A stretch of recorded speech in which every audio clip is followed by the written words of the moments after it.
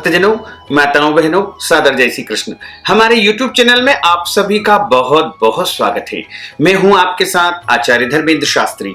आज हम आपको अधिक मास की संकष्टी चतुर्थी के विषय में बताने जा रहे हैं। अधिक मास जो कि प्रत्येक 3 वर्ष में आता है और इसमें कृष्ण पक्ष में जो चतुर्थी आती है उसे संकष्टी महाचतुर्थी कहा जाता है, क्योंकि अधिक मास की जो चतुर्थी आती है बड़ी चतुर्थी के रूप में इसे मनाया जाता है तथा महत्वपूर्ण चतुर्थी के रूप में इस दिन व्रत करके भगवान गणेश जी का विशेष पूजन अर्चन किया जाता है। पुरुषोत्तम मास, मल मास और अधिक मास के कृष्ण पक्ष में आने वाली चतुर्थी को संकष्टी महाचतुर्थी कहा जाता है और इस दिन भगवान श्री गणेश जी का विशेष पूजन अर्चन करके अपने मन की कामनाएं, अपने मन की इच्छाएं उनके सामने प्रकट की जाती है, जिससे मन वांछित फल की प्राप्ति होती है। क्योंकि अधिक मास में आने वाली चतुर्थी समस्त मनोकामनाओं को पूर्ण करने वाली चतुर्थी मानी गई है तथा जीवन पर आने वाले प्रत्येक संकटों से रक्षा करती है और मनुष्य के जीवन में उन्नति, प्रगति तथा ऐश्वर्य, धन लाभ प्रदान करवाती है। जो मनुष्य इस चतुर्थी का व्रत करके भगवान गणेश जी का विधिवत पूजन अर्चन करता है और उपाय करता है, उसके जीवन में कभी भी कोई संकट और कष्ट नहीं आते हैं तथा उसके सारे शत्रु समाप्त हो जाते हैं और उसके जीवन में सुख, शांति, ऐश्वर्य, धन की प्राप्ति होती है। वैसे तो चतुर्थी प्रत्येक महीने में 2 बार आती है। शुक्ल पक्ष में आने वाली चतुर्थी को विनायकी चतुर्थी कहा जाता है, वहीं कृष्ण पक्ष में आने वाली चतुर्थी को संकष्टी चतुर्थी के रूप में माना जाता है। और अधिक मास में जो चतुर्थी आती है उसे बड़ी चतुर्थी के रूप में मनाया जाता है। इस दिन भगवान गणेश जी का पूजन करने के साथ साथ सौभाग्यवती माताओं, बहनों का भी विशेष जो है भोजन करवा करके, दान पुण्य करके उनका भी पूजन करना चाहिए, जिससे मनवांछित फल की प्राप्ति होती है। इस बार अधिक मास की जो संकष्टी चतुर्थी है वो 5 अक्टूबर 2020 सोमवार को है। इस दिन चंद्रोदय व्यापिनी चतुर्थी है। तृतीया तिथि सुबह 10 बजे समाप्त हो जाएगी। उसके बाद से चतुर्थी तिथि प्रारंभ हो जाएगी, यानी 5 अक्टूबर को सुबह 10 बजे से चतुर्थी तिथि लग जाएगी, जो कि अगले दिन 6 अक्टूबर 2020 मंगलवार को दोपहर 12:30 तक चतुर्थी तिथि रहेगी। चूंकि चतुर्थी का व्रत हमेशा चंद्रोदय व्यापिनी करना चाहिए, इसलिए चंद्रोदय व्यापिनी तिथि के अनुसार आपको 5 अक्टूबर 2020 सोमवार को ही चतुर्थी का व्रत करना होगा। इस दिन चंद्रमा का उदय ठीक रात्रि 8 बजे होगा और चंद्रमा उदय होने के बाद चंद्रमा का पूजन करके ही इस व्रत का पारणा किया जाएगा। तो यदि आप चतुर्थी का व्रत करने जा रहे हैं या उपाय करने जा रहे हैं तो सबसे पहले आपको 5 अक्टूबर 2020 को सुबह ब्रह्म मुहूर्त में यानी 4:30 से लेकर के 5:30 के बीच में स्नान कर लेना चाहिए और उसके बाद अपने घर के देवी देवताओं का पूजन करना तथा सूर्य भगवान को जल चढ़ाना एवं तुलसी माता का पूजन करना है और उसके पश्चात शुद्ध वस्त्र धारण करके लाल या सफेद तथा पीले वस्त्र, इनमें से कोई भी वस्त्र धारण करके आपको भगवान गणेश जी के सामने बैठ करके हाथ में जल और दुर्वा रख करके संकल्प करना है। 3 बार विष्णु विष्णु का उच्चारण करें। इस प्रकार हाथ की मुद्रा लेकर के आप कहे कि हे गणेश जी महाराज, आज मैं अधिक मास की संकष्टी चतुर्थी का व्रत करने जा रही हूं या करने जा रहा हूं। मेरा नाम यह है, मेरा गोत्र यह है तथा मेरे जीवन में 10 प्रकार की लक्ष्मी प्राप्त हो और मेरे जीवन में कोई भी कष्ट और संकट उपस्थित न हो तथा आपकी कृपा सदैव बनी रहे और हमारे जीवन की जो भी कामनाएं हैं, जो भी इच्छाएं हैं, यदि आपकी कोई विशेष इच्छा है, जैसे आप चाहते हैं शिक्षा की प्राप्ति हो, शिक्षा के क्षेत्र में उन्नति हो, या फिर आप चाहते हैं कि आपके द्वारा जो है कोई ऐसा कार्य हो जिससे जीवन में उपलब्धि प्राप्त हो, या फिर आपको नई नौकरी प्राप्त हो जाए या नया व्यापार आपको प्राप्त हो जाए, या फिर घर परिवार की उन्नति हो, विवाह कार्य आपका संपन्न हो जाए, या फिर आपके घर में संतान की प्राप्ति हो जाए, लक्ष्मी की प्राप्ति हो जाए, वैभव आपको प्राप्त हो जाए, नया घर आपको प्राप्त हो जाए, या जो जो भी इच्छाएं आपके मन में है वो आप बोल करके इस संकल्प को भगवान गणेश जी के सामने अर्पण कर लीजिएगा। उसके बाद प्रार्थना करके आपको व्रत का प्रारंभ कर देना चाहिए। पूरे दिन व्रत आपको रखना है। इस व्रत में आप दिन में फलाहार कर सकते हैं, फल या दूध से संबंधित वस्तुएं आप ग्रहण कर सकते हैं तथा भगवान गणेश जी का पूजन सायंकाल के समय करना है। जब चंद्रोदय हो उसके 1 घंटे पहले आपको भगवान गणेश जी का पूजन अर्चन करना है तथा इसमें एक विशेष उपाय करना है। यदि आप समस्त कार्यों की सिद्धि चाहते हैं और भगवान गणेश जी तथा रिद्धि सिद्धि का भरपूर आशीर्वाद प्राप्त करना चाहते हैं तो आपको कच्चे दूध में, गाय के दूध में हल्दी मिला करके और उसको अच्छा घोल तैयार कर लीजिएगा। ज्यादा वह तरल नहीं रहे, कुछ गाढ़ा गाढ़ा हो जाए, यानी हल्दी की मात्रा आपको अधिक कर लेना है और दूध की मात्रा कम करना है। उसके बाद आपको हल्दी और दूध जो आपने मिश्रण तैयार किया है उससे आहुति प्रदान करना है।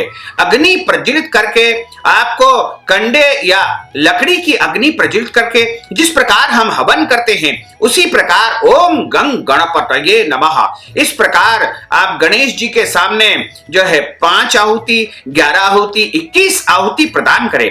हल्दी वाले दूध जो आपने हल्दी मिश्रण की है यानी हल्दी का घोल बना करके उसमें थोड़ा सा दूध डाल करके और उसकी 5 या 11 या 21 आहुति ओम गंग गणपतये नमः इस प्रकार बोल करके आपको प्रदान करना चाहिए। स्वाहा बोलते हुए ओम गंग गणपतये नमः स्वाहा। इस प्रकार आहुति यदि आप प्रदान करेंगे तो आपको परम सिद्धि प्राप्त हो जाएगी तथा आपके जीवन की समस्त मनोकामनाएं पूर्ण हो जाएगी।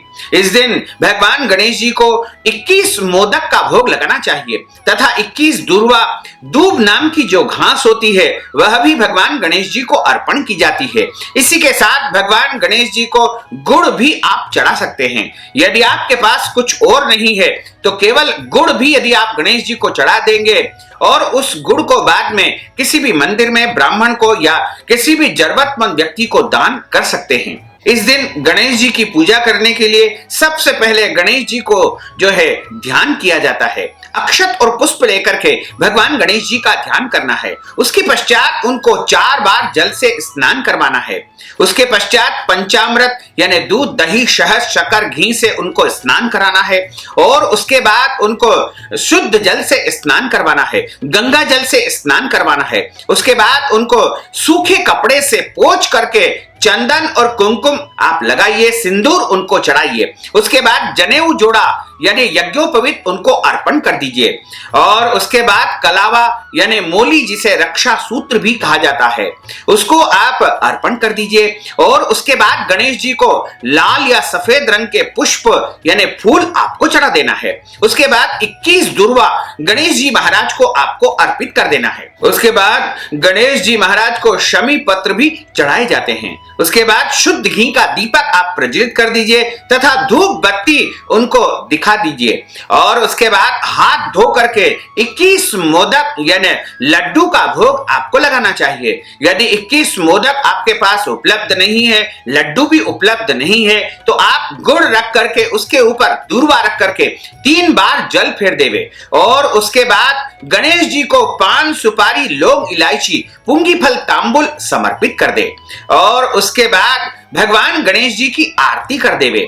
आरती करने के बाद क्षमा प्रार्थना करें और उसके बाद भगवान के सामने हाथ फैला करके उनसे वरदान आपको प्राप्त करना चाहिए और आप वरदान जब प्राप्त करते हैं तो कहिए कि हे गणेश जी महाराज, आज मैंने संकष्टी चतुर्थी का व्रत किया है तथा आपकी कृपा मेरे जीवन पर बनी रहे और आपकी जो भी इच्छाएं हैं, जो भी कामनाएं हैं वह भगवान गणेश जी के सामने प्रकट करके और उसके बाद हाथ को अपने ऊपर आप घुमा लीजिएगा। ऐसा करने से भगवान की परम कृपा आपके ऊपर बरसेगी और आपकी समस्त इच्छाओं की पूर्ति हो जाएगी। इस तरह यदि आप गणेश जी का पूजन करेंगे, व्रत करेंगे और जो व्रत आपने किया है उसके निमित्त आप भोजन तैयार कर लीजिए। शुद्ध और सात्विक भोजन इसमें आपको तैयार करना है। इसमें आप दाल रोटी बना सकते हैं, दाल बाटी या लड्डू बना सकते हैं, खीर पूरी बना सकते हैं। जो भी आपकी इच्छा हो, जो भी आपका सामर्थ्य हो, उस प्रकार शुद्ध और सात्विक भोजन आपको तैयार करना है। इस भोजन में आपको लहसुन प्याज का बिल्कुल भी उपयोग नहीं करना है। और इस भोजन को सबसे पहले भगवान गणेश जी के सामने एक थाली लगा करके उसमें दूर्वा रख करके और 3 बार जल घुमा करके उनको नैवेद्य अर्पण करें। उसके बाद ही आपको चंद्रमा का पूजन करने के पश्चात व्रत का पारणा करना है, यानी व्रत खोलना चाहिए। इस प्रकार इस व्रत का पालन आपको करना चाहिए। संकष्टी चतुर्थी के दिन किसी भी मनुष्य को झूठ नहीं बोलना चाहिए, क्रोध नहीं करना चाहिए, किसी भी व्यक्ति से लड़ाई झगड़ा वाद विवाद बिल्कुल नहीं करना चाहिए तथा इस दिन किसी भी गरीब और जरूरतमंद व्यक्ति को पीड़ित नहीं करना चाहिए और घर के बड़े बुजुर्गों का आदर सम्मान करना चाहिए। माता पिता सास ससुर का भी आदर सम्मान करना चाहिए तथा ब्राह्मण की, साधु संतों की और शास्त्रों की इस दिन निंदा नहीं करना चाहिए। देवताओं की भी बुराई इस दिन नहीं करना चाहिए।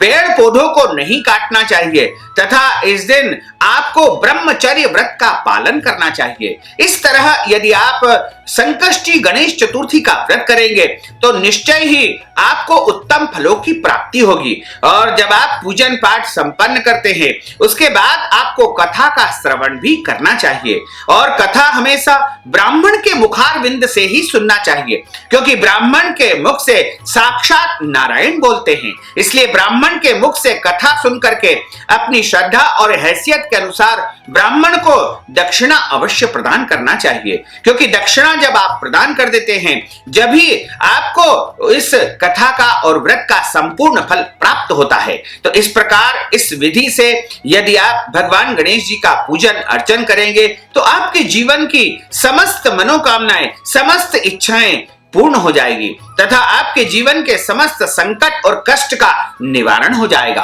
और आपको सुख शांति समृद्धि की प्राप्ति होगी तथा धर्म अर्थ काम मोक्ष को आप प्राप्त कर लेंगे। तो भक्तजनों, माताओं बहनों, आपने जो ज्ञानवर्धक जानकारी प्राप्त की है उसको आप अधिक से अधिक लोगों को शेयर करिएगा, लाइक करिएगा, कमेंट करिएगा और यदि अभी तक आपने सब्सक्राइब नहीं किया तो अभी और इसी समय सब्सक्राइब अवश्य कर लीजिए। आपको और आपके पूरे परिवार को सादर जय श्री कृष्ण, सादर धन्यवाद।